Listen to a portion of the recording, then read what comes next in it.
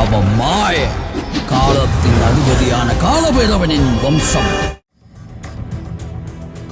தஞ்சாவூர் மாவட்டம் திருவிடைமருதூரில் கடந்த 21ஆம் தேதி நடைபயிற்சியில் ஈடுபட்டிருந்த 62 வயது பெண் ஒருவர் அணிந்திருந்த 2 தங்கச் செயின்களை இருசக்கர வாகனத்தில் வந்த 2 இளைஞர்கள் பறித்துச் சென்றனர். சிசிடிவிகளில் பதிவாகியிருந்த இருசக்கர வாகனத்தின் எண்ணை வைத்து மதுரையில் பதுங்கியிருந்த அகமது யாசின், இயேசு கவிபாலன் ஆகிய அந்த 2 இளைஞர்களையும் போலீசார் கைது செய்தனர். அவர்கள் பறித்த 7 சவரன் மதிப்பிலான 2 செயின்களையும் திருட்டு பைக்கையும் போலீசார் பறிமுதல் செய்தனர்.